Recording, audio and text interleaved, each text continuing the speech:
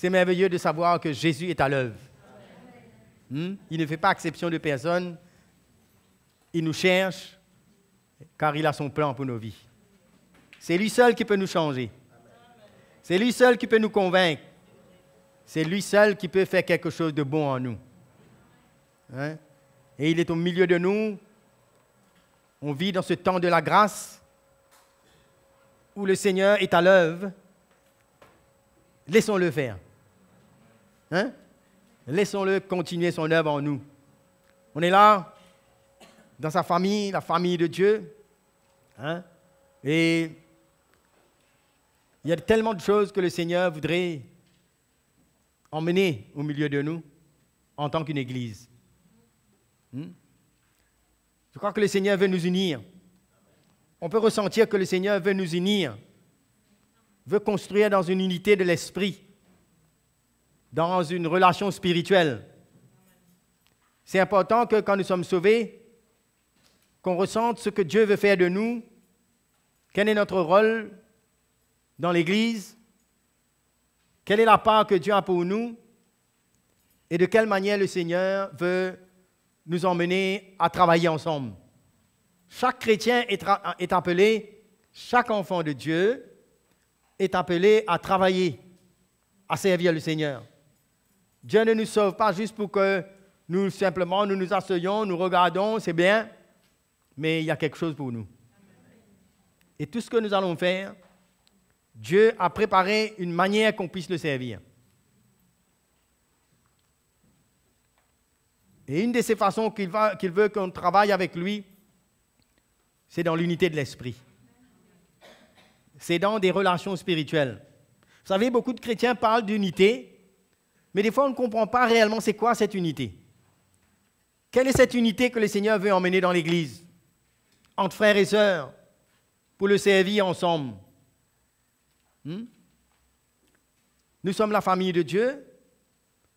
Nous devons comprendre que quand Dieu nous appelle à nous unir, c'est parce qu'il y a un fondement. On ne peut pas s'unir juste par nos émotions ou par les choses que nous pensons être bonnes, mais c'est une unité que le Seigneur lui-même a préparée. Il n'y a pas d'autre manière de servir le Seigneur que dans son plan et selon le cœur qu'il a pour l'Église. Éphésiens 2 nous dit que nous sommes les gens de sa maison. Nous ne sommes pas des étrangers. Si nous avons donné notre cœur au Seigneur, nous sommes de sa maison. Et son cœur, c'est que nous puissions nous unir ensemble. Nous ne devons rien laisser comme obstacle à l'amour que Dieu répand dans notre cœur. Et c'est là où l'œuvre de la croix va nous confronter pour nous former, pour nous équiper, parce que vous et moi, dans notre propre compréhension naturelle, personne ne peut travailler dans l'unité sans l'œuvre de Dieu dans sa vie. Ça, il faut que ce soit clair. Personne. On ne parle pas d'unité dans un club. On ne parle pas d'unité entre copains, copines. On ne parle pas d'unité dans le monde, là. On parle d'une unité que le Seigneur lui-même veut créer en nous. Et cela doit nous emmener dans un état où nous acceptons que Dieu fasse une œuvre dans notre vie. Non? Il y a un chemin dans cette unité. Ce n'est pas quelque chose qui vient de notre force, de notre compréhension intellectuelle ou de nos émotions, mais c'est l'œuvre du Saint-Esprit que Dieu veut faire dans nos vies. Est-ce que nous sommes prêts à cela? Est-ce que même si cela doit nous confronter et nous bouleverser et nous emmener à être renversés, rien ne doit faire obstacle à cette œuvre que Dieu veut faire pour nous emmener à être ensemble, à vivre ensemble, partager nos vies, à nous soutenir les uns les autres, à construire l'Église du Seigneur ensemble. C'est dans l'unité de l'Esprit, cela. Cela va être un challenge, un défi pour nous. Tournons notre Bible dans Éphésiens, le chapitre 2. Nous allons voir quelques versets ici. On va revenir souvent dans Éphésiens. Alors, on va voir dans le verset 19.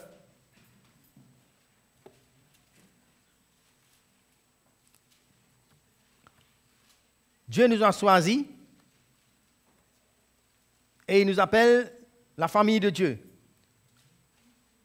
Éphésiens 2, 19. Ainsi donc, vous n'êtes plus des étrangers, ni des gens du dehors, mais vous êtes concitoyens des saints, gens de la maison de Dieu.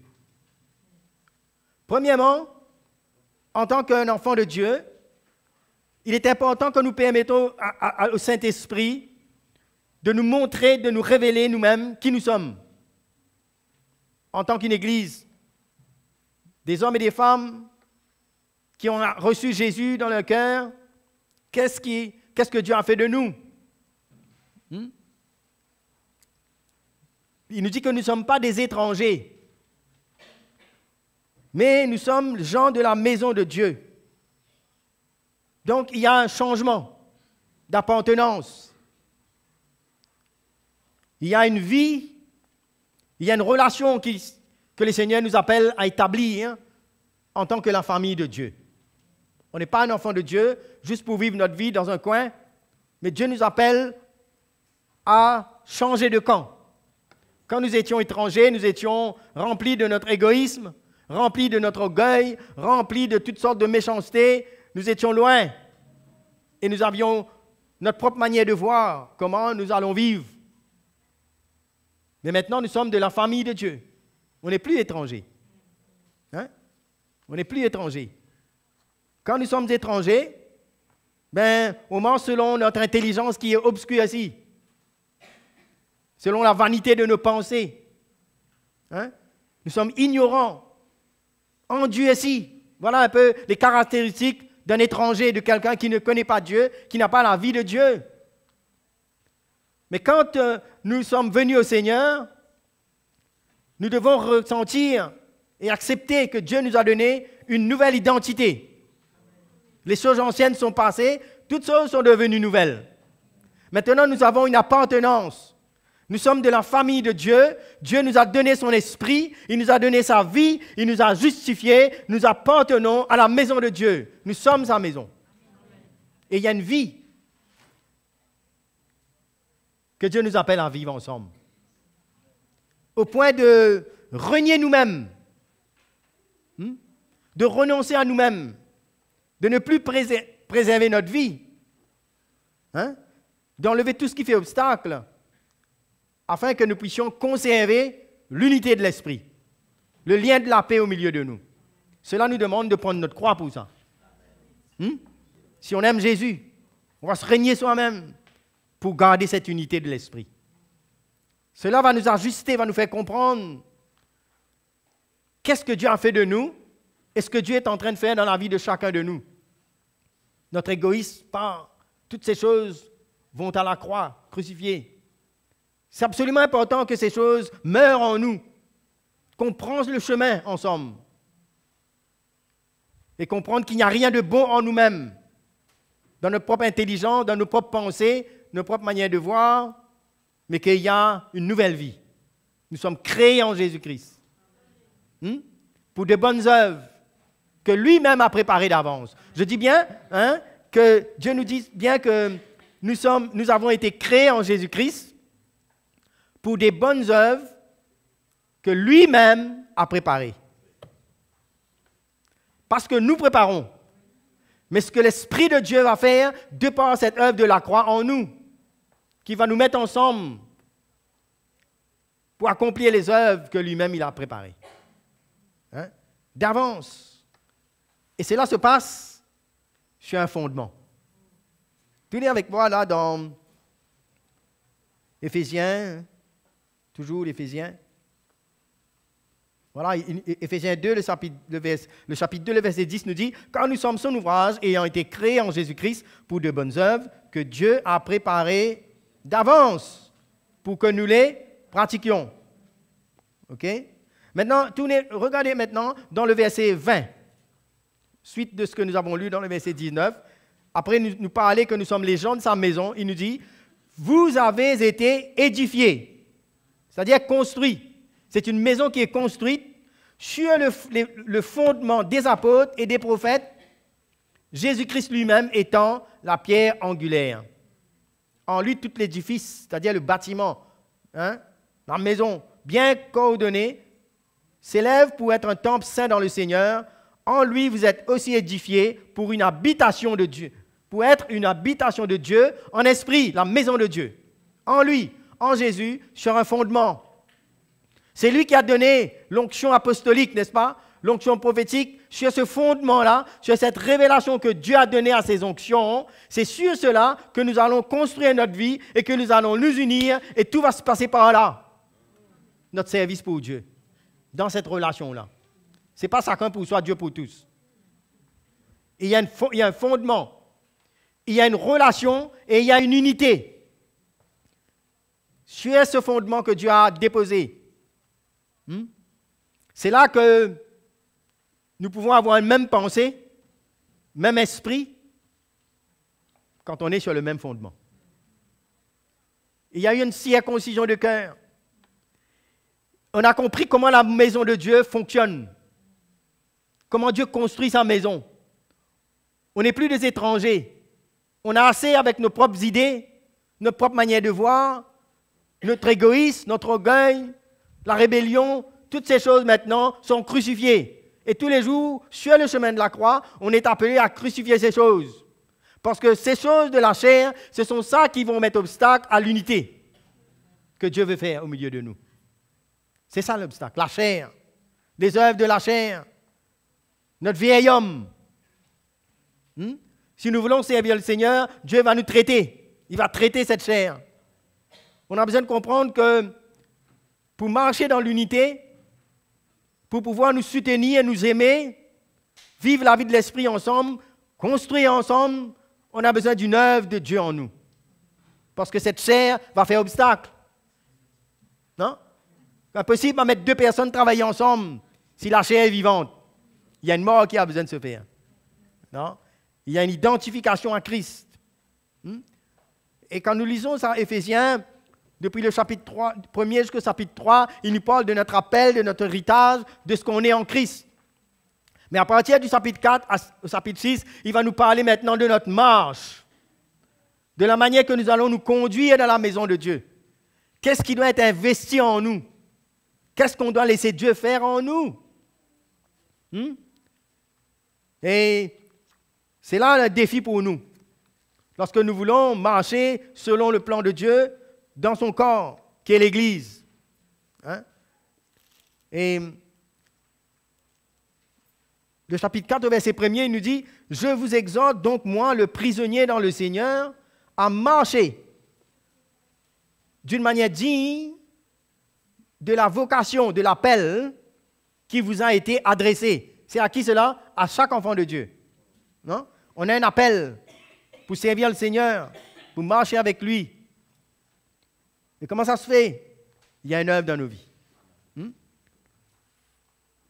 En toute humilité et douceur, avec patience, vous supportant les uns les autres, avec amour, vous efforçant de conserver l'unité de l'esprit par le lien de la paix. Quelque chose qu'on doit conserver en nous. C'est là, mais on a besoin de la préserver. On a besoin de laisser Dieu œuvrer en nous. Parce qu'il nous a mis dans un corps pour travailler dans le même esprit, sur ce même fondement. Et c'est là que nous pourrons parler la vérité, prendre soin des uns des autres, nous encourager dans la vérité et dans l'amour. Non? On ne peut pas essayer de construire dans l'amour sans la vérité. Non? Et il y a des confrontations, il y a une œuvre qui doit se faire, il y a le chemin de la croix qu'on prend et qu'on accepte d'être dépouillé. On ne prend pas l'unité à la légère au niveau émotionnel, au niveau des sentiments. Je connais beaucoup de chrétiens qui rentrent dans une église et qui disent « mais là, je ne ressens pas l'amour », alors que Dieu veut travailler. Non? Ce n'est pas une question de ressentir émotionnellement. L'amour se voit. L'amour, c'est un chemin. C'est un engagement. C'est notre vie donnée. Ensemble. Et en cela, nous allons grandir. Parce que lorsque nous voulons marcher dans l'unité, on voit ce que Dieu veut faire dans notre vie. On ne vient pas pour changer les autres, mais on vient nous-mêmes pour mourir, pour sacrifier notre vie, pour laisser Dieu nous montrer ce qu'il y a, pour pouvoir nous ajuster dans la maison de Dieu. Hein? Donc, il y a du travail, n'est-ce pas? Hein?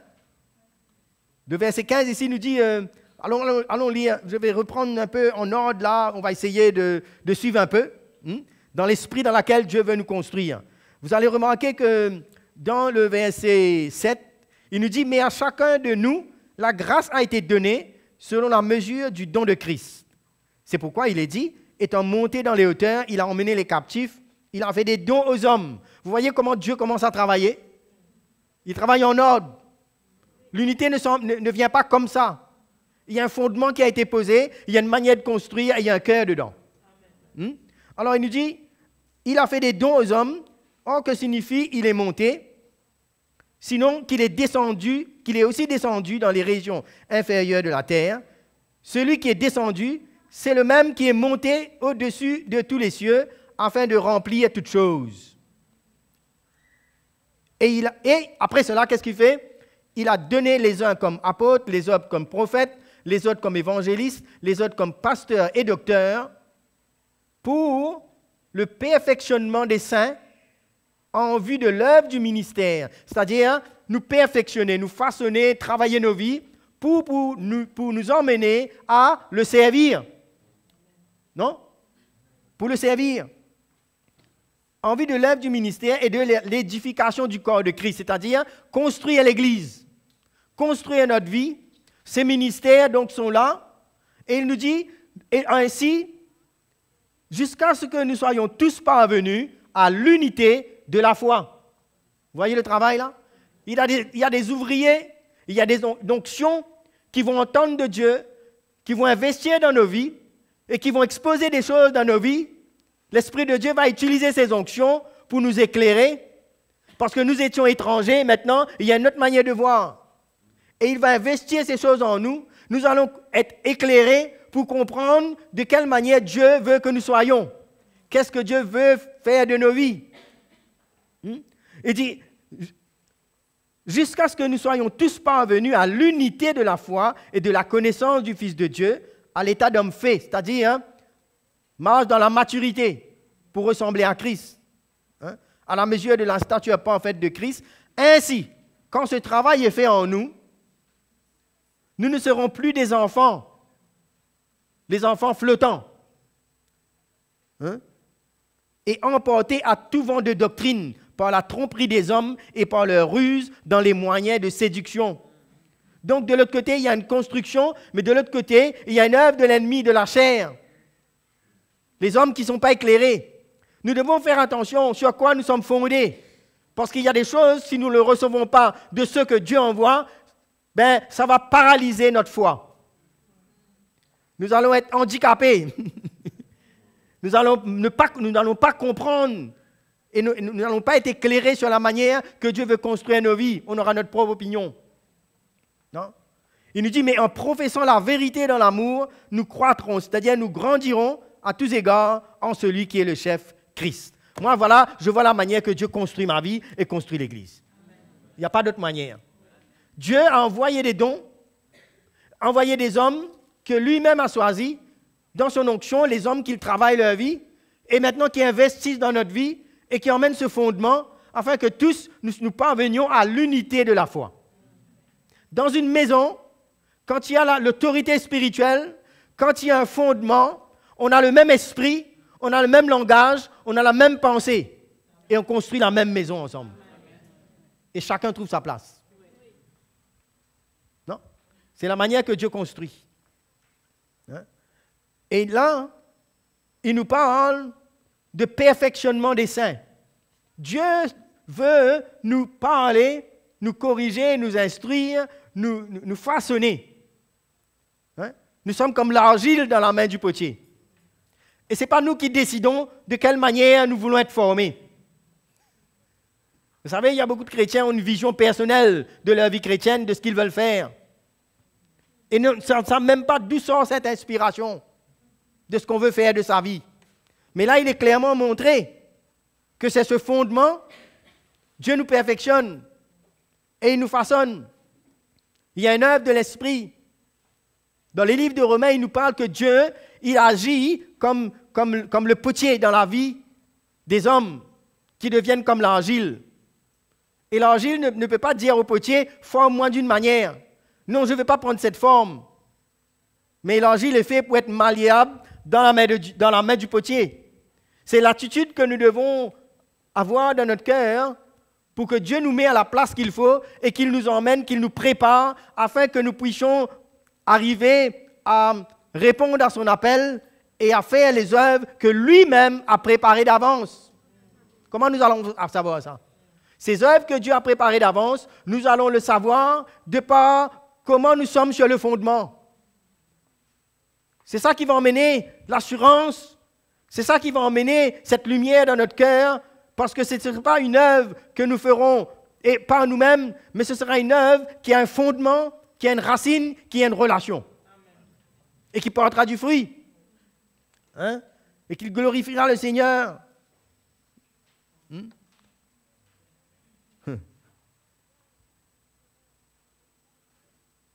La construction de l'Église dans l'unité de la foi. Pour nous emmener à grandir. Vous savez, on peut faire beaucoup de choses, mais rester toujours un enfant. Raisonner toujours et penser d'une manière.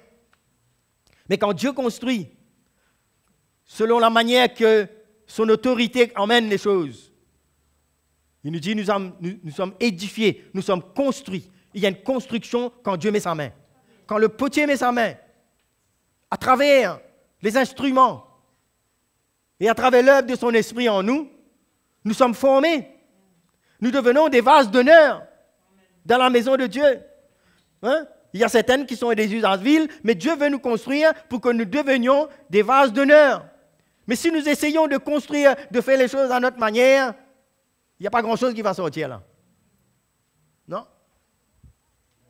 On aura la difficulté pour travailler même dans l'unité.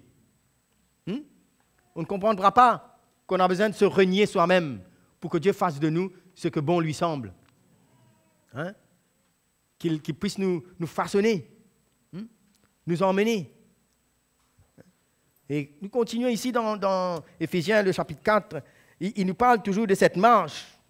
Nous avons dit cela au verset 17. Voici ce que je dis, c'est que je déclare dans le Seigneur, vous ne devez plus marcher comme les païens qui marchent selon la vanité de leurs pensées. Ils ont l'intelligence obscurcie, ils sont étrangers à la vie de Dieu à cause de l'ignorance qui est en eux et à cause de l'endurcissement de leur cœur. Ayant perdu tout sentiment, ils se sont livrés au dérèglement pour commettre toute espèce d'impureté jointe à la cupidité. Mais vous, ce n'est pas ainsi que vous avez appris Christ. Vous avez appris à prendre votre croix, à renoncer à vous-même, à perdre votre vie. Hein? Si du moins vous l'avez entendu. Vous voyez ça? Si du moins vous l'avez entendu. De qui? De fondement. De cette onction. Pas n'importe où ou n'importe qui. Hein? Si du moins vous l'avez entendu. Et si conformément à la vérité qui est en Jésus, c'est en lui que vous avez été instruits à vous dépouiller. Vous voyez le commencement?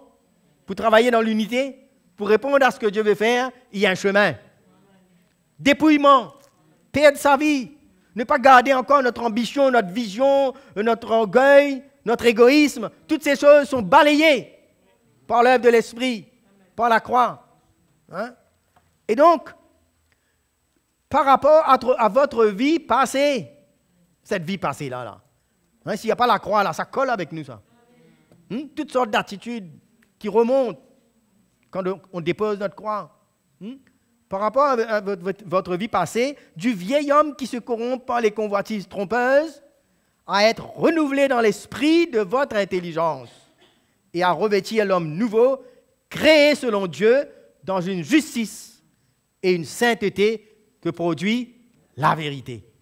On entend cette vérité. Cette vérité, cette révélation vient quand on est sur le fondement de l'apôtre, des prophètes et les ministères qui accompagnent pour investir dans nos vies, jusqu'à ce que nous parvenions à l'unité de la foi. C'est pourquoi il y a beaucoup de techniciens dans l'Église du Seigneur qui essaient de créer l'unité, qui essaie d'emmener toutes sortes d'enseignements, toutes sortes d'activités. L'unité ne passe pas comme ça. Dieu a fini de nous donner sa manière de faire. Il y a une vie, il y a un chemin. Il y a une croix à prendre, il y a un renoncement à soi-même. Hein? Parce que vous savez, quand 2 ou 3 personnes ont accepté de prendre leur croix, on n'a pas besoin de leur parler d'unité. Ça s'unit. Ça s'unit, ça va de soi. Hein? On comprend. Mais là, il nous parle ici de dépouillement. Mais si des chrétiens qui veulent toujours garder leur vie passée, mélanger leur vie avec une vie du monde dans le péché, avec des attitudes qui ne veulent pas être confrontées, c'est difficile, impossible même de travailler ensemble. C'est impossible, il y aura toutes sortes de compréhensions. Non? Si on ne veut pas perdre sa vie. Si on veut garder sa vie, mes frères et sœurs, si l'évangile de la croix, si la croix de Christ n'arrive pas à nous confronter, on va servir le Seigneur selon notre convenance, selon nos conforts, selon la manière que nous voulons. Non? On va imposer au Seigneur comment nous voulons le servir. Hein? Oui. Quand Dieu voudra faire quelque chose en nous, on va lui dire, attends, là, j'ai besoin d'autres choses à faire. Oui, parce qu'on a notre manière de voir. Oui. Quand Dieu nous dit de bouger, je dis, non, Seigneur, je dois me reposer. On ne pourra pas faire encore 1 kilomètre de plus quand le Seigneur nous demande. Parce qu'on n'a pas appris à nous dépouiller. On a appris à vivre selon notre vie passée, selon notre propre entendement, selon la manière que nous voulons. Mais quand la croix prend notre vie, on n'a plus de vie. Dieu peut tout nous demander. Hein? C'est le miracle. C'est une vie donnée. C'est un cœur. Hein? C'est là où nous voyons que ce n'est plus nous-mêmes à ce moment-là. Dieu nous donne une autre manière de voir lorsque l'Évangile prend notre cœur. Hein? Et on voit que ce n'est pas quelque chose fait de main d'homme. Si nous avons besoin de travailler ensemble, marcher ensemble dans l'unité, nous aurons besoin tous de passer par un chemin. La croix de Christ. Cette croix aura besoin de devenir une révélation pour nous. Ce ne sera pas un langage. Vous savez, la croix, tout ce que nous entendons, ça peut venir simplement une compréhension. Mais l'unité ne se fait pas par une certaine compréhension. L'unité se fait par un cœur qui vit, qui accepte de perdre et qui prend le chemin. Non? Ce n'est pas un langage, ça. Ce n'est pas une répétition. Non? C'est une vie. Hein? Et je crois que c'est le plan de Dieu, on n'a pas d'autre choix. On n'a pas de choix quand on voit ce que Dieu veut faire aujourd'hui. Hein? Vous savez, quand Paul a marché, avait une équipe avec lui, il y avait Timothée, il y avait beaucoup d'autres, mais parmi, il y avait Démas. Un jour, il dit, mais Démas m'a abandonné pour le siècle présent. Quelque part, il a déposé sa croix. On peut bien servir le Seigneur pendant X temps. Mais il faut faire attention. Qu'à un moment donné, on a d'autres visions. Et puis finalement, ça emmène dans un état où Démas... Vous croyez que Démas a rêvé un matin et il a abandonné Paul? Non.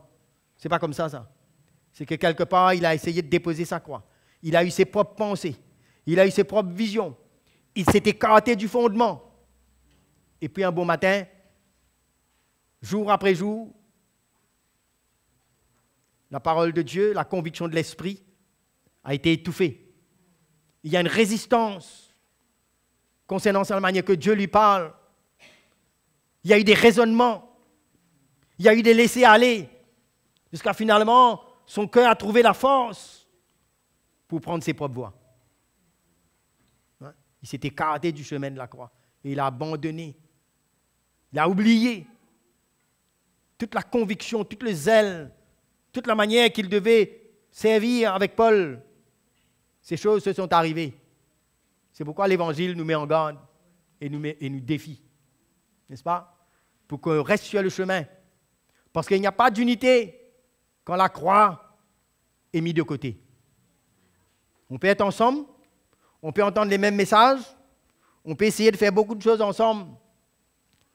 Mais si la croix ne prend pas sa place en nous, quelque part, il y aura une séparation. Ouais, vous allez voir. Hein? Et c'est pas...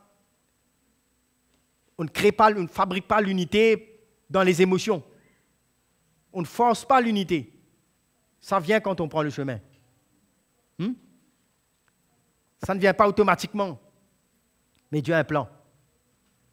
Non? Chacun de nous, on a une responsabilité pour préserver cette unité, pour accepter quand Dieu veut faire quelque chose en nous. Pour ne pas être un obstacle parce que nous sommes appelés à vivre la vie de l'esprit ensemble, dans l'Église du Seigneur. Hein? Cette unité, c'est le produit des vies données, des cœurs qui acceptent et qui sont prêts à défendre l'Évangile ensemble. C'est des cœurs qui ont accepté de prendre ce chemin ensemble. On peut être ensemble et ne pas se bagarrer, mais et ne pas être ensemble. On peut être bien loin. Non? On a le même évangile, même église, tout. Mais quelque part, si on ne veut pas prendre cette croix, on peut être bien, on peut faire des activités ensemble, mais on peut être bien loin dans l'esprit. De la manière qu'on veut vivre et qu'on veut voir les choses, si on n'accepte pas la croix. C'est une réalité, ça. Mais quand on est prêt à donner sa vie, vous savez, l'unité se ressent parce qu'on est sur le même chemin. On est connectés ensemble quand on a compris qu'on est dépouillé et qu'on est sur un chemin où on perd notre vie, où cette chair meurt, où on a perdu tout notre propre vision de notre vie, mais que maintenant le Seigneur, par son esprit, sur ce fondement nous conduit. Deux cœurs comme ça vont s'unir. Normalement, ils vont s'unir. Ils vont avoir une même pensée, un même langage, non? Un même langage, une même pensée, même attitude, parce qu'on a accepté de passer par là. Timothée, la relation qu'il avait avec Paul, c'était deux personnes de différents âges. Vous savez, l'unité de l'esprit, ça n'a rien à voir, ça ne peut pas être un obstacle concernant l'âge et combien de temps quelqu'un est avec le Seigneur. Même si quelqu'un est un nouveau et qu'il a accepté de se dépouiller, de prendre sa croix et de marcher, on sentira qu'il y a une connexion dans l'esprit. Paul prend Timothée et dit, viens travailler avec moi. Ce n'est pas une question, moi j'ai 30 ans dans le Seigneur, ou moi j'ai fait l'école biblique. Tout ça, c'est la tête. La tête ne peut pas s'unir. L'unité, c'est unité de cœur. Dieu unit pas de tête, il unit de cœur. Les cœurs qui acceptent le chemin. Amen. Pas des raisonnements. Dans les raisonnements, il y a l'orgueil, il y a toutes sortes de choses là-dedans. Il y a les galons, il y a les passés, entre guillemets, soi-disant glorieux, mais qui n'en servent à rien. Mais quand Dieu prend un cœur qui a accepté de se dépouiller et de marcher sur le chemin de la croix, ben, il unit ses cœurs. Et on comprend exactement. Et il y a une affinité dans l'esprit. On comprend ce que Dieu veut faire. On peut prier ensemble, on accepte de payer le prix ensemble, et il n'y a rien qui nous arrête. Quand on est unis dans l'esprit comme cela, et qu'on a accepté de prendre la croix. Pas d'unité sans la croix. Parce qu'en dehors de la croix, il y aura beaucoup d'autres choses qui vont venir nous séparer. C'est pourquoi le Seigneur a dit au commencement, si quelqu'un veut me suivre, premièrement, qu'il renonce à lui-même. Et qu'il prenne sa croix et me suive. Parce que s'il n'y a pas ça, il y a toutes sortes de nous-mêmes, toutes sortes de choses de nous-mêmes qui vont venir pour briser cette unité. On ne pourra pas. On ne pourra pas. On ne pourra pas se sacrifier, on ne pourra pas s'entendre, on ne pourra pas s'humilier, on ne pourra pas se supporter. C'est pourquoi, même qu'on est ensemble, il faut que la croix soit présente. La solution, c'est que l'Évangile doit venir nous prendre. C'est une marche dans l'esprit, c'est un chemin que nous acceptons de prendre ensemble. Que ce soit dans la famille, quand il y a des conflits, si on veut s'unir, ben, il y a cet évangile-là qui est là. Il n'y a pas toutes sortes de conseils qui vont nous aider là. Non. N'allez pas chercher des techniciens qui vont vous expliquer avec des recettes tout préparées. Non. L'évangile. Non. Où on accepte de garder l'unité de l'esprit et on nourrit la relation spirituelle, on s'humilie, la chair prend un bon coup et on se sent libre. Non? C'est comme ça. Posez-nous la question, comment nous vivons l'Église ici? Quelle relation spirituelle nous développons? Attention que notre relation, il y a beaucoup de choses qui prennent notre relation parce que nous sommes issus des mêmes pays ou de races Ou est-ce que nous avons les mêmes goûts? Nous avons les mêmes éducations? Toutes ces choses, c'est rien. C'est vain. On ne doit pas se retrouver sur ces bases-là. C'est un autre fondement, ça. C'est un autre fondement. Le fondement, c'est l'évangile de la croix. Là où cette onction nous emmène à prendre notre chemin, à nous dépouiller. On ne voit plus de couleur, ni race, ni d'éducation, ni tête, on ne voit rien. On voit le corps de Christ. Amen. On aime Jésus. Hein? Et on donne notre vie pour l'évangile. C'est ça qui nous unit. C'est ça qui nous emmène à nous aimer. C'est ça qui emmène à nous donner, à nous dépouiller pour quelqu'un, à perdre notre vie pour quelqu'un, parce qu'il est sur ce chemin. C'est ça la vie. Hein? C'est ça l'Église du Seigneur. On n'unit pas par une manière émotionnelle. Ben, je t'aime parce que tu m'aimes, parce que tu es comme moi, on a les mêmes goûts. Ça, c'est la chair, ça. Non. On perd notre vie quand on sent que la croix est là. Non? On donne et on s'unit. Et attention de croire que, vous savez, quand on ne veut pas prendre ce chemin, ben on n'est pas connecté. On ne comprend pas l'esprit. Alors que ceux qui sont connectés et qui sont sur ce chemin et qui acceptent de construire sur ce fondement, ben l'unité se fait. Non? Alors on dit, mais là, on ne me comprend pas. Hein? Ce n'est pas quelque chose qu'on va fabriquer, ça. Parce que notre cœur va parler. Ce qui se passe dans notre cœur, ça va se refléter dans nos manières que nous allons être dans la relation, dans la manière que nous sommes prêts à perdre notre vie. Toutes ces choses deviennent évidentes dans la vie de l'esprit, dans l'Église du Seigneur. Ouais. Hein? Et cette unité vient. Mais si on garde notre vie, si on est lent, on ne veut pas, il y aura comme une résistance quelque part. Non? Et puis on va dire, ben, il y a de la préférence, on manque d'amour. Mais comment on va s'unir avec quelqu'un qui garde sa vie et qui ne veut pas prendre sa croix? Quelle unité qu'il y aura là-dedans? Ça a besoin de mourir. Il y aura besoin de repentance, une confrontation. Non? Nous, on croit que dans l'Église du Seigneur, on va créer une unité spéciale. C'est quoi ça? C'est une autre Église. Non? On va essayer de créer une unité dans la chair. Alors que Dieu veut brûler toutes ces choses. Pour nous ramener sur le seul fondement, parce qu'il n'y aura jamais une même pensée, même cœur, même amour, en dehors de la croix. Il n'y aura jamais.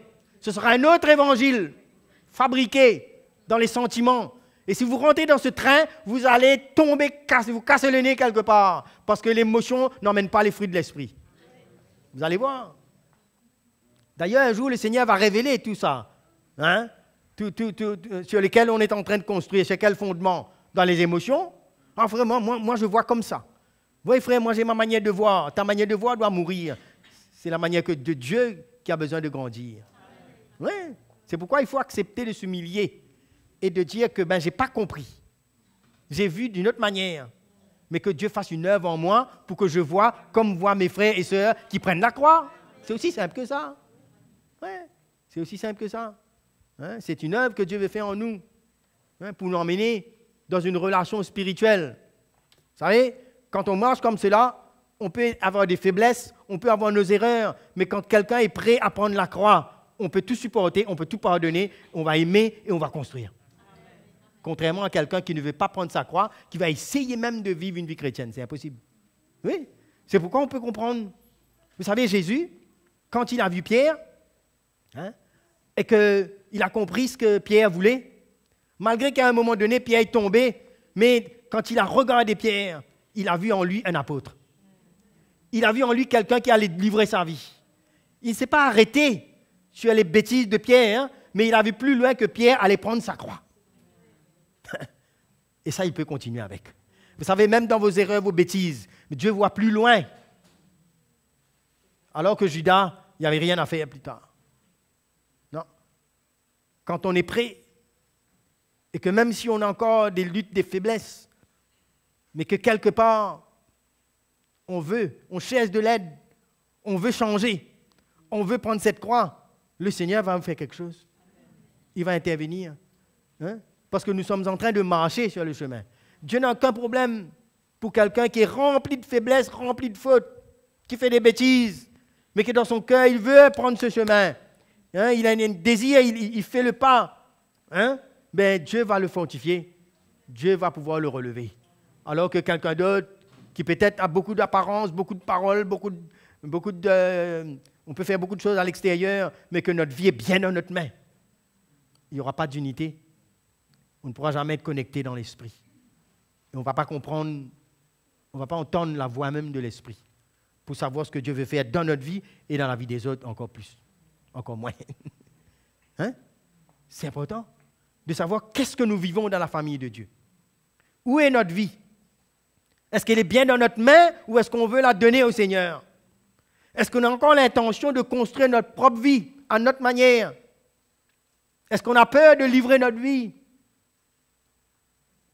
Et on veut vivre l'unité dans l'Église, alors que notre vie est dans notre main et on veut faire sa propre voie, ses propres voies. Non? C'est là où on a besoin de réaliser que Dieu veut se servir de nous. Dieu veut nous unir. Vous savez, Dieu ne nous appelle pas à essayer de vivre une vie chrétienne où on cherche de l'excitation, où on cherche réellement quelque chose pour nous faire bien. Hein? Non, ce n'est pas comme ça. Nous sommes à l'école de Dieu. Nous sommes appelés à grandir ensemble, à laisser Dieu nous parler, nous façonner, nous construire. Hein? Et puis quand on est sur ce chemin, il y a une joie. On aime de voir nos frères et sœurs grandir. Ah, on a intérêt, on est concerné par la vie de nos frères et ça nous attire. Quand on voit quelqu'un est en train de prendre sa croix et qu'il grandit, cela nous fait du bien. Non? On est concerné. Et de l'autre côté, ceux qui ne le font pas, on est concerné pour les aider, pour être un exemple pour eux, pour les encourager à vivre et à voir les choses dans l'esprit. Non? On ne va pas aller descendre pour les encourager à rester comme ils sont. Mais on va aller voir pour les exciter à venir goûter à la grâce, pour se repentir et pour prendre le chemin. On ne va pas les encourager dans leur chair. Vous savez, quand on a ce cœur qui veut vraiment prendre sa croix pour marcher dans cette unité, on sera prêt à s'humilier. L'orgueil ne pourra pas nous retenir. Ah oui? Vous savez, il y a des chrétiens qui sont blessés facilement. Pourquoi on est blessé facilement? Parce qu'on a encore notre propre manière de voir. On a une opinion sur nous-mêmes. On cherche du respect. On cherche de l'attention. On cherche beaucoup de choses alors que nous sommes appelés à nous dépouiller. Qu'est-ce qu'on cherche, nous? Dieu nous donne son amour. Ça nous suffit, non? Hein? On n'est pas appelé à essayer de construire une certaine vie par nous-mêmes. Mais on est appelé à prendre un chemin. Ensemble. Pour l'Église. Pour l'unité. Hein? Et au fait, on ne peut pas diviser l'Église du Seigneur, dans un sens. Parce que le Seigneur connaît ceux qui lui appartiennent. Ceux qui sont dans l'esprit vont comprendre. Non?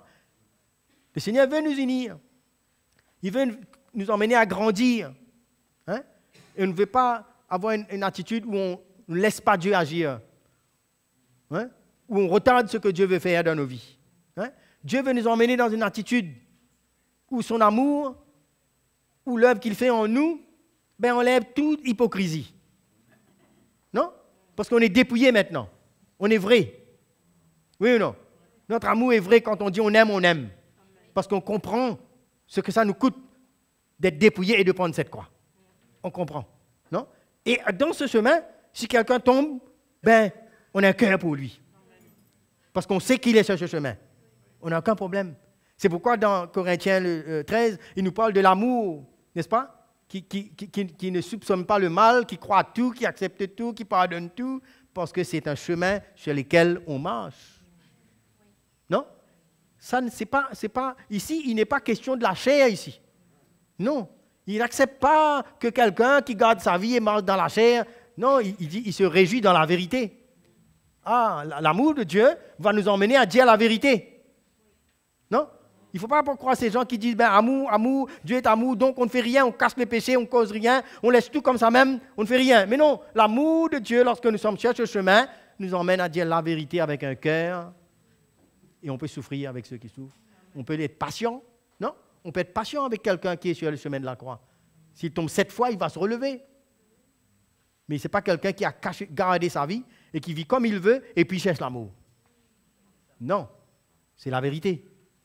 Quelqu'un doit être prêt, s'il veut recevoir cet amour, doit être prêt aussi pour exposer dans la vérité, pour marcher avec le Seigneur, pour entendre le plan de Dieu. Non? C'est ça l'unité. C'est une vie, ça. Ce n'est pas une espèce de sentiment qu'on a comme ça. Là, on sent qu'on est unis. Le chrétien doit apprendre à vivre et à marcher dans l'esprit, selon le fondement. Ce n'est pas une impression qu'on a. Je sens que tu ne m'aimes pas. Non, non, non. Ça, c'est le monde, ça. Ça, c'est un amour charnel, terrestre. Non? Mais l'amour que Dieu nous parle ici, c'est qu'on a accepté de perdre notre vie et on est sur un chemin.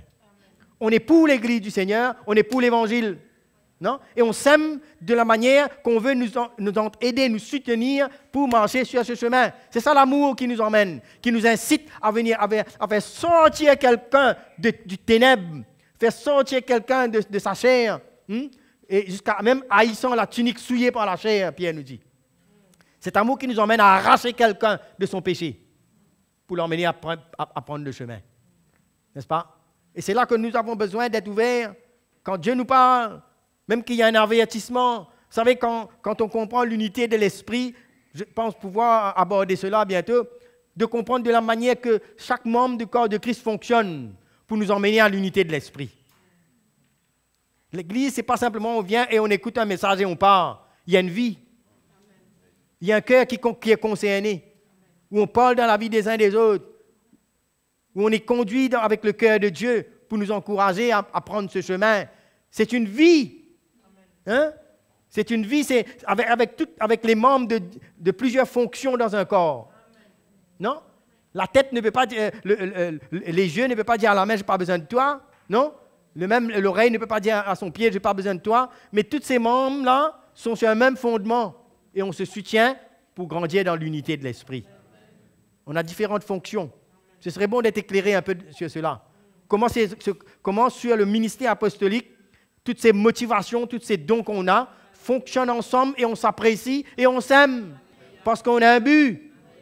Oui, on ne fait pas que dire oui, je t'aime simplement comme ça, émotionnellement, mais on aime ce que Dieu fait. On apprécie les membres de ce corps qui construit ensemble avec nous. Ce n'est pas chacun fait son petit royaume. Non. On se préserve, on s'encourage, on se protège. Parce qu'on est sur le fondement et on est sur le chemin de la croix. Et ça emmène une unité dans nos cœurs. Et on se réjouit ensemble. Non? Hein, ce n'est pas des chrétiens tous comme si on est tous arrivés, on est tous parfaits, mais on est sur le chemin de la croix ensemble. On a tous accepté de perdre notre vie et tout ce qu'on va faire maintenant va apporter du fruit parce qu'on est sur le même chemin. Ça, c'est l'unité que Dieu veut faire au milieu de nous. Ça, c'est l'unité. Hein? Il n'y a rien d'émotionnel dedans. Hein? On a accepté de prendre notre croix et on donne notre vie pour l'Évangile. Hein? Et on parle la vérité. On n'a pas peur maintenant parce qu'on sait où on va.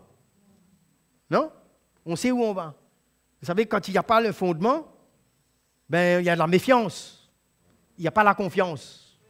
Comment faire deux personnes travailler avec une confiance si on ne prend pas le chemin de la croix? C'est difficile.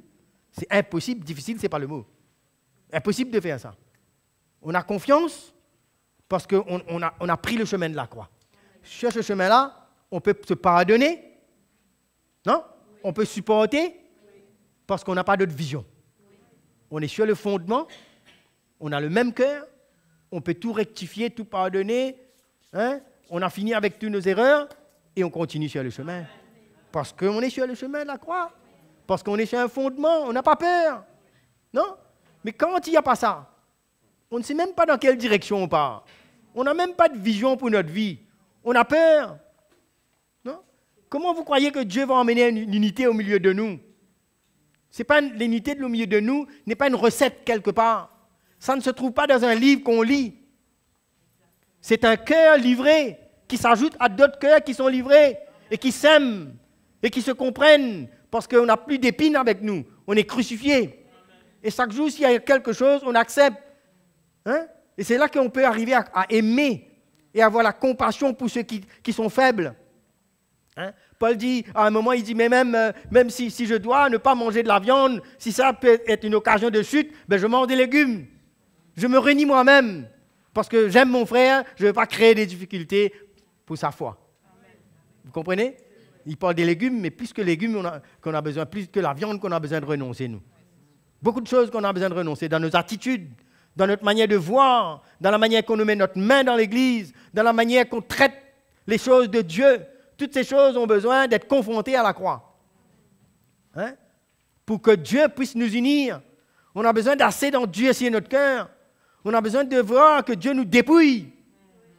On a besoin de savoir que Dieu peut nous bouleverser et nous former à sa manière si on veut vivre l'unité de l'esprit. Non? On ne va pas changer les autres, mais on va voir qu'est-ce que Dieu veut faire en nous, nous-mêmes. Si on veut être, comment ça s'appelle ça, diapason? Au diapason de l'esprit, si on peut dire. Hein? On aura besoin de laisser le Seigneur venir enlever en nous ce qu'il faut. Parce qu'on ne peut pas s'attendre à vivre dans l'unité et on reste sur sa position dans la chair et les autres ont besoin de nous comprendre. On va se priver parce que ça ne va pas empêcher les autres de marcher quand même. Non? Donc, comment c'est important, notre part dans l'Église. Je vous ai dit tout à l'heure, nous sommes les gens de sa maison. Nous sommes un corps. Chaque enfant de Dieu doit comprendre qu'il est un membre dans un corps. Vous n'êtes pas n'importe qui. Jésus vous a racheté par son sang pour vous faire devenir un membre dans son corps. Il nous a créés. La Bible nous dit que nous avons été créés en Jésus-Christ. Nous avons une vie nouvelle maintenant. Nous sommes un membre dans un corps, chacun pour sa part, qui a besoin d'être nourri sur ce fondement-là. Heureusement que Dieu nous donne cette onction et ces ministères pour construire notre vie, pour que nous puissions servir le Seigneur. Quelqu'un va me dire, oui, je veux servir le Seigneur. Qu'est-ce que je dois faire, frère? Ben, c'est donné, là. Non? Il y a un fondement, il y a un investissement avec ces onctions dans notre vie, et il y a un chemin de la croix à prendre, dépouiller notre vie, perdre notre vie. Arrêtez de nous-mêmes de gérer notre vie à notre manière, mais être sensible au Seigneur. Laissez Dieu nous former, comme l'argile dans la main du potier. Dieu veut faire cela.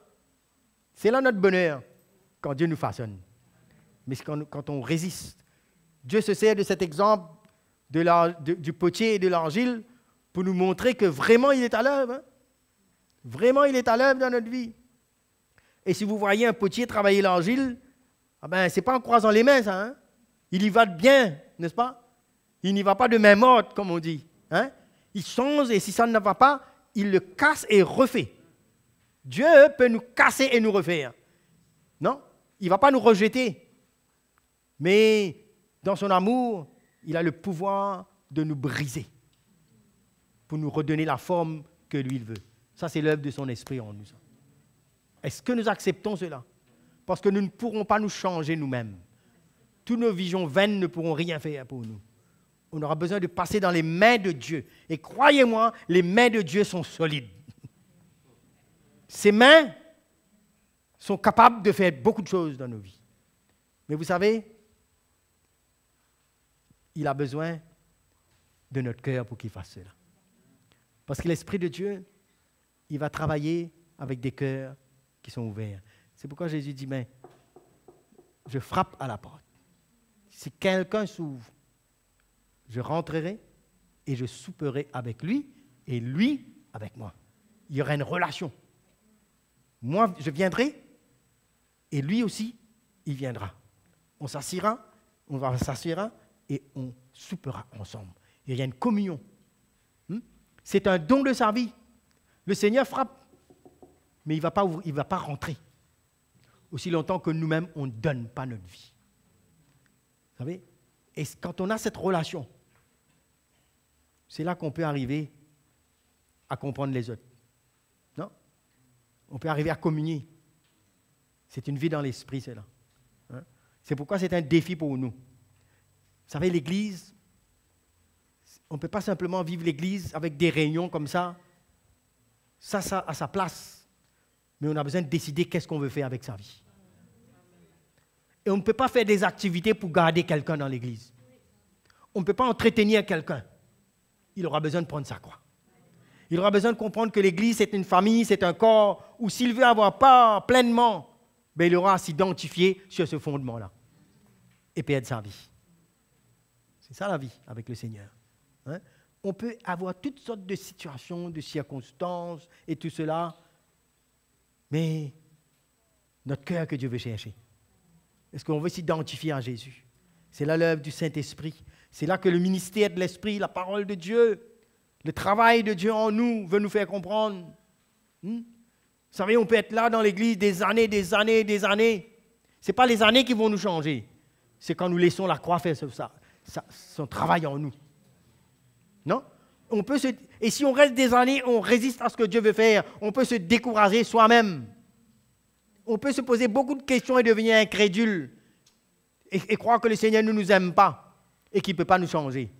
Alors que c'est tout le contraire. Il suffit simplement de capituler. De dire, Seigneur, enlève toutes ces pensées. Enlève tout cet endurcissement. Enlève toute cette résistance. Fais-moi grâce. Vois ma misère. Mais je veux jeter les armes. J'accepte de perdre. Non? Et vous allez ressentir. Quand cette humilité, cette repentance, ce don de soi-même, on relâche tout et qu'on se laisse faire, vous allez sentir une unité dans l'esprit, une connexion. Les choses qu'on a voulu faire. Des fois, on peut se croire à part, personne ne nous comprend, je suis seul, oui, personne ne m'aime. On s'est dit beaucoup de choses. Mais on ne réalise pas qu'on ne veut pas prendre cette croix-là. On veut que les autres viennent s'ajuster à nous. Mais l'Église ne va pas venir s'ajuster à notre chair. Nous aurons besoin de dépouiller et de venir s'ajuster sur le fondement, dans l'esprit que le Seigneur veut construire. C'est comme ça l'Église. C'est pourquoi que, vous savez, dans cet évangile-là, personne n'y échappe. On voit que comment l'apôtre Paul, un jour, il y avait une confrontation avec Pierre, non? Parce qu'il a fait un peu l'hypocrisie, il a changé de camp. Enfin, vous connaissez la manière qu'il avait quand il était avec les païens, après il change de camp. Paul l'a repris. Non, ça ne veut pas dire qu'ils se sont bagarrés dans la chair, non. Il y a une confrontation dans l'esprit. Mais plutôt, quand on revoit, je revois l'épître de Pierre, Pierre parle de Paul, de la révélation et l'intelligence qu'il a du mystère de Christ. C'est extraordinaire. Donc, il y a une reconnaissance et il y a une acceptation qu'on puisse parler dans notre vie et nous reprendre aussi. C'est ça la vie de l'esprit. C'est ça l'unité de l'esprit. Parce qu'il y a tellement de choses qui ont besoin de se faire en nous. Qu'on a besoin d'accepter qu'on nous reprenne et qu'on parle dans notre vie et qu'on nous dise « ça, c'est pas bon ». Combien d'entre nous, on est prêts pour ça? On a pris une directive, mais le Seigneur ne veut pas, et le Seigneur veut nous faire sortir de cette situation, de notre attitude, et on nous corrige. On parle dans notre vie. Comment on prend ça? Ah non, on ne nous aime pas. Si on a une vision obscure ici de l'unité, c'est ce qu'on va comprendre. Non? Mais quand on comprend cela, quand Pierre a reçu cette réprimande de Paul, je ne crois pas qu'il est parti quelque part à aller réfléchir prendre un congé. Non. Je crois qu'il y a eu un cœur qui reçoit. Non? Quand on est sur le même fondement, même si ça chauffe, ça finit par s'arranger, ça. Non? L'unité revient parce qu'on est sur un fondement. C'est pourquoi on n'a pas peur pour l'Église. Quand on est sur le fondement, le Seigneur emmène. Non? On peut ne pas se comprendre sur certains aspects. Mais si on est sur le fondement, notre cœur va parler plus fort que les différences. On va s'aimer, on va s'accepter, on va se pardonner, on va se supporter. Non? Jusqu'à ce que Dieu fasse ce qu'il a besoin de faire. C'est ça qui est merveilleux avec l'Évangile. Il y a une maturité qui vient. Ouais? On ne va pas rester enfant quand on est sur ce chemin-là. Quand on veut marcher dans l'unité de l'esprit, on sera entraîné pour grandir. Parce que cette connexion dans l'esprit va nous emmener à voir les choses mûres. On ne va plus raisonner comme des enfants. C'est pourquoi quand on reçoit ces investissements-là, il nous dit que nous allons, pour le perfectionnement des saints, n'est-ce pas? Nous arrivons dans la maturité. Il y a une maturité. On devient adulte dans l'esprit. On ne raisonne pas comme dans la chair, comme des enfants. Quand on devient adulte dans l'esprit, on sait faire des bons choix. Oui ou non? On ne choisit pas comme des enfants. On choisit ses relations dans l'esprit. Non? On garde des attitudes d'adulte. On ne raisonne pas comme un enfant. Vous savez, quand on n'est pas sur ce fondement, c'est difficile pour nous de comprendre et d'entendre la voix de l'esprit. Et c'est difficile aussi de comprendre les hommes et les femmes de l'esprit. On comprend tout à l'envers. Et on développe des attitudes et on veut avoir raison. Et Dieu a besoin de bien nous corriger pour ça. Oui, c'est terrible. On devient aveugle spirituellement. On devient ignorant. On ne comprend pas pourquoi celui-là il fait ça, pourquoi celle-là elle fait ça. Qu'est-ce qui se passe? Parce qu'on n'est pas sur le fondement, on a notre propre vision de la vie. On ne veut pas se dépouiller. Et on ne comprend pas aussi comment quelqu'un peut perdre sa vie. On va se poser la question, mais il va se suicider. Quand quelqu'un prend une résolution à se dépouiller et à se donner pour le Seigneur, on va avoir des questions. Le fait même qu'on est comme ça nous montre qu'on a besoin d'ajuster notre vie et revenir sur le fondement. Parce qu'on a toutes sortes d'opinions. Mais c'est merveilleux. Quand on marche dans l'unité de l'esprit sur ce fondement, qu'on accepte de perdre notre vie, on comprend bien des choses. On comprend des choses. On n'a pas besoin de nous expliquer. On n'a pas besoin de nous envoyer un mail. On n'a pas besoin d'écrire une lettre. On n'a pas besoin d'une visite pour comprendre. On a fini de comprendre quelque chose dans l'esprit. Vous savez ça? Il y a une compréhension, il y a une affinité dans l'esprit. Hein? De la même manière que les chrétiens charnels aiment être ensemble pour avoir leur propre manière de voir. De la même manière que les chrétiens de l'esprit qui sont sur le fondement ont une affinité dans l'esprit. Mais Dieu ne veut pas que ça reste comme ça. Il veut que tous nous parvenions à l'unité de l'esprit. Amen. Et s'il y a besoin de perdre notre vie, on accepte de perdre notre vie pour défendre l'Évangile. Non, on ne se retient pas. Et on encourage ceux qui vont en avant. On encourage. N'est-ce pas? Peut-être qu'on ne peut pas être partout à la fois, mais on est un avec ceux qui transportent cela. On n'a pas. Non? Et on peut semer. Pas techniquement. Vous savez? Moi, je crois que quand on est ouvert comme cela sur ce chemin, il y a beaucoup de choses que Dieu nous montre. On n'a pas besoin de nous expliquer. Non? On donne notre vie. Vous savez qu'Ananias et Saphira, pendant que tout le monde était en train de vendre et tout donner, mais eux, ils étaient dans la chair. Ils ont gardé leur vie. Oui, ils étaient là même, ils entendaient le même évangile, mais ils avaient une propre vision. Finalement, ils sont tombés là même. Pour montrer que quand Dieu est en train de construire l'unité dans l'esprit, on ne doit pas ralentir la chose. Non? On a besoin de se donner. Ce n'est pas le temps de reculer. Vous croyez que Dieu va vous laisser dormir et que tous les ans Dieu va sonner une cloche pour vous réveiller? Non. Il est temps maintenant de prendre le chemin, de renoncer à sa vie. Parce que si quelqu'un aime encore les plaisirs du monde, s'il aime sa chair, s'il aime sa propre vision, il va se retrouver en arrière. Et ce ne sera pas la faute des autres. Hein? Non. Non, non, non, non, non, non, non. Blâmez vous-même. Repentez-vous vous-même si cette attitude demeure. Vos cœurs auront besoin de se circoncire parce que Dieu est à l'œuvre et le temps est court. Ne croyez pas qu'on va revivre les mêmes histoires et les mêmes routines. Non, non, non, non, non, non, non. Non, parce que Dieu est à l'œuvre. Non, il va nous confronter. C'est à votre intérêt de le comprendre, cela. Qu'on n'est pas appelé de vivre en routine, la vie de routine, alors que nous sommes sur un fondement apostolique. Où Dieu nous révèle, où Dieu veut perfectionner l'Église, où Dieu veut emmener l'unité de la foi. Non? C'est merveilleux ce que nous avons. C'est une grâce extraordinaire pour construire. C'est un moment excitant. Et là, je fais une petite parenthèse aux jeunes. Mais c'est excitant le temps que vous vivez pour donner votre vie pour le royaume de Dieu. Hein? Moi, je vois ça excitant quand Paul prend Timothée avec lui et l'emmène.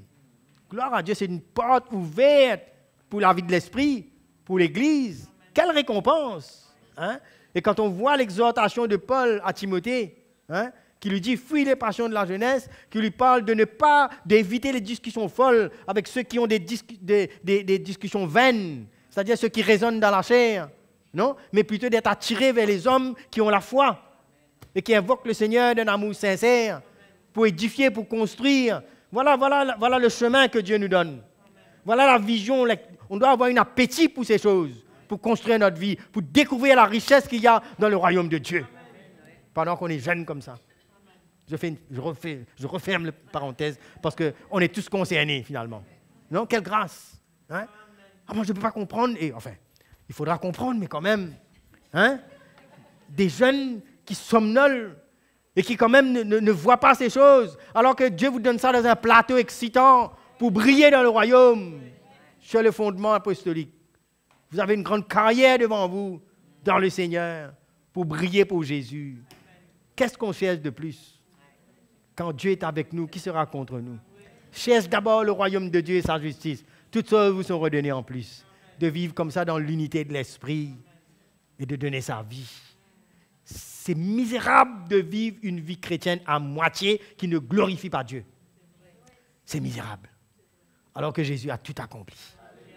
Alors qu'il veut nous donner de marcher dans cette unité, de perdre notre vie et de la retrouver en Jésus. Il faut être aveugle pour ne pas croire ça. Non? C'est terrible ça. Mais la Bible nous dit que Pierre, il dit à Pierre, écoutez, Dieu ne t'a pas donné un esprit de timidité, de crainte, non. Mais un esprit d'amour, de sagesse, non, de foi. Que le Seigneur ouvre nos yeux pour qu'on voit briller l'Évangile. Qu'on ne regrette pas d'avoir donné sa vie, mais qu'on continue à donner sa vie, parce que le vrai bonheur existe quand on est dans la main du Seigneur et qu'on a perdu notre vie. Ça ne se retrouve pas dans un objet quelconque, dans une distraction quelconque, dans un plaisir quelconque qui est vain, qui va disparaître.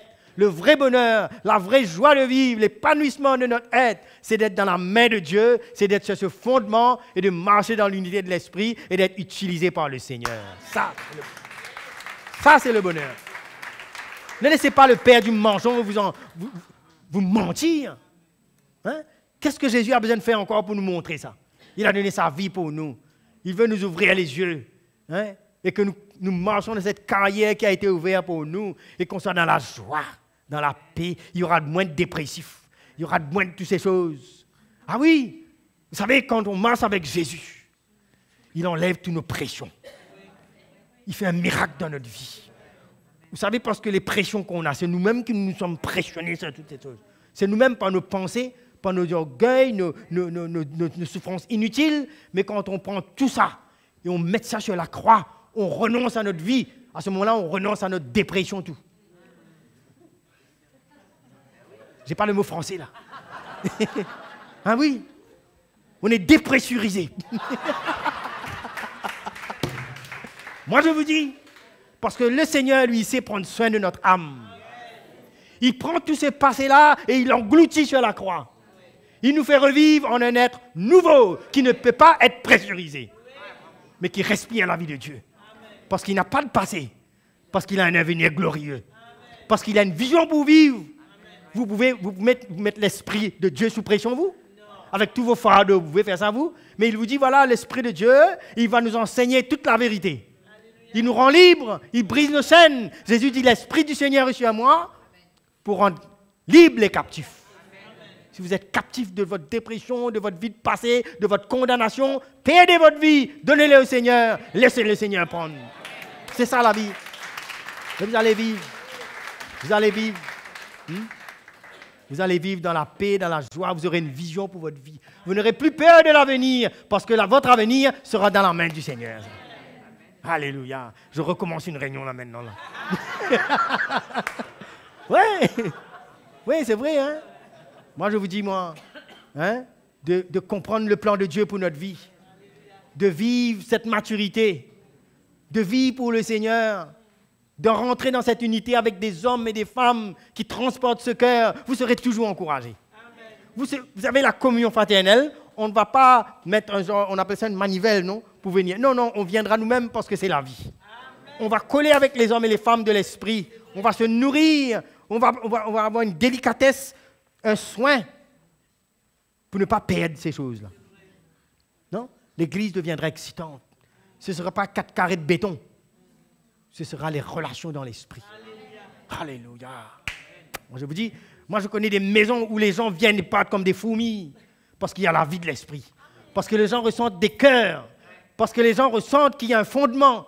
Parce que les gens ressentent qu'il y a une unité dans l'esprit. On est la famille de Dieu, non? On est la famille de Dieu, non? C'est comme ça. Et on vit quelque chose de riche.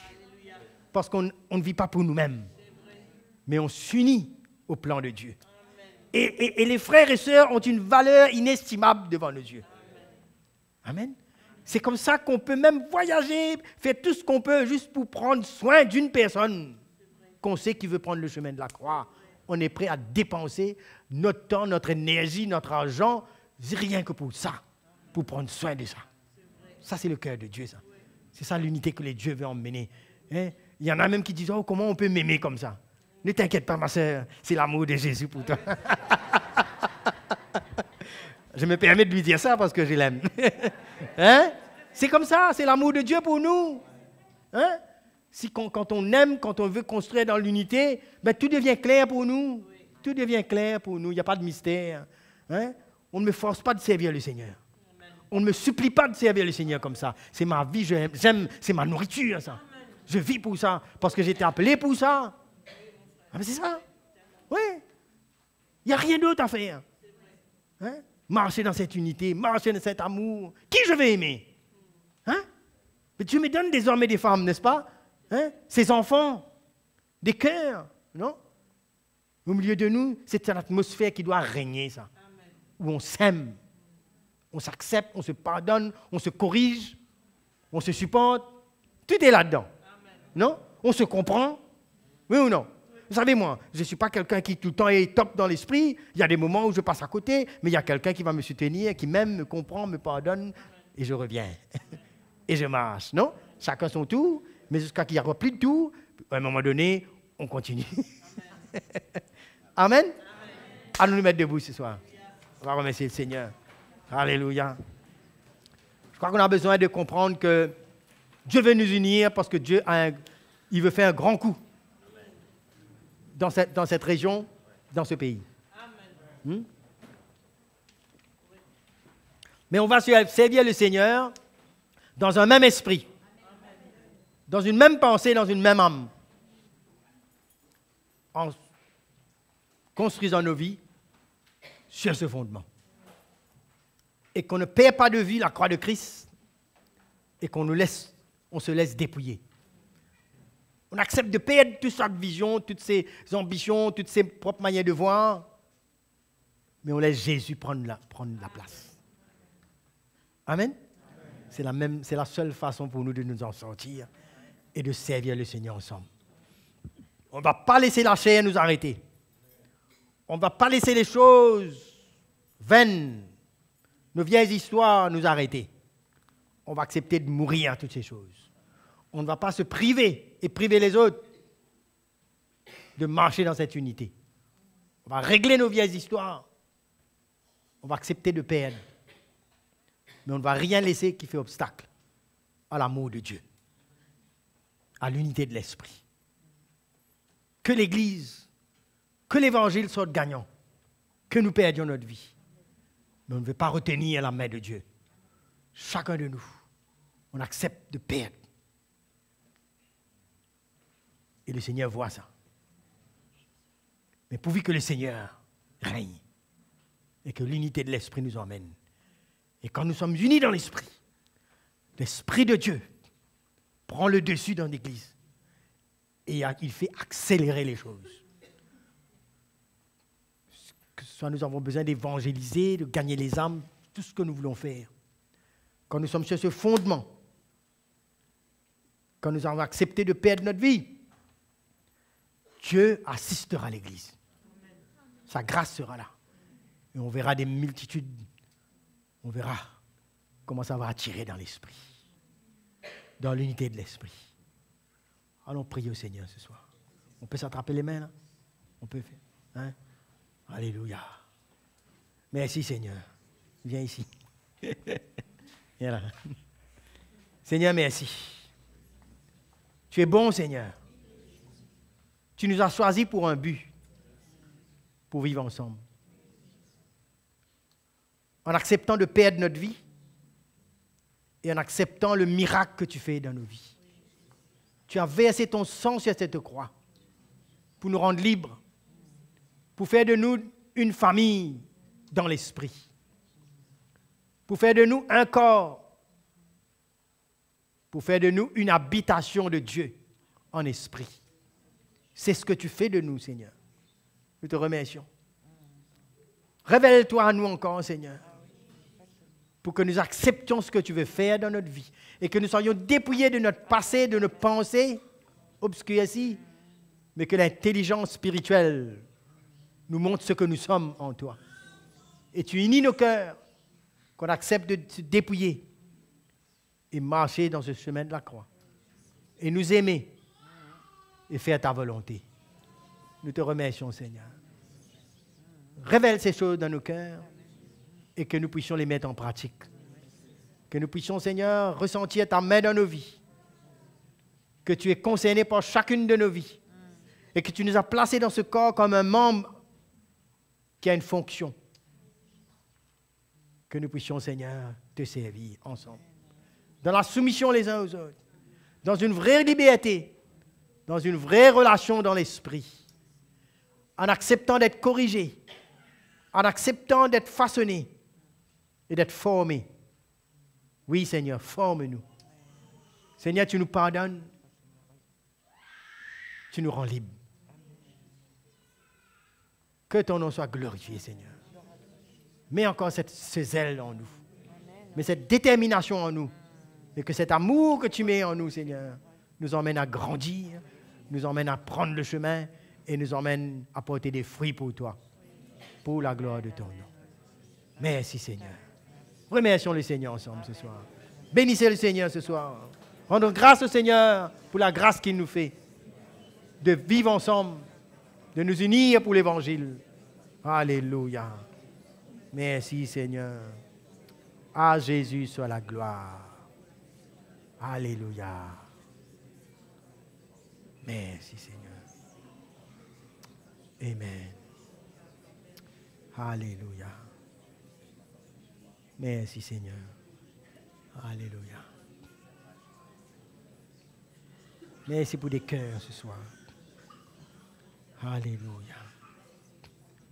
S'il y a quelqu'un qui nous visite, ou s'il y a quelqu'un qui est là pour la première fois, qui n'a jamais reçu le Seigneur dans son cœur, ou s'il y a même quelqu'un qui nous visite, qui veut vraiment, qui a été touché par le Seigneur, qui sent qu'il est loin quelque part, mais qui lutte, mais qu'il a besoin que le Seigneur intervienne dans sa vie. Ou qui fait face à n'importe quoi. Ou peut-être vous êtes là, mais le Seigneur vous a parlé et vous voulez vraiment prendre ce chemin. Mais je veux prier avec vous ce soir. Ne venez pas par une routine, mais venez avec vos cœurs. Venez avec vos cœurs et dites, Seigneur, c'est ce que je vais vivre. C'est ce que je désire dans mon cœur. Mais le Seigneur voit l'humilité, voit la repentance et sa grâce est là.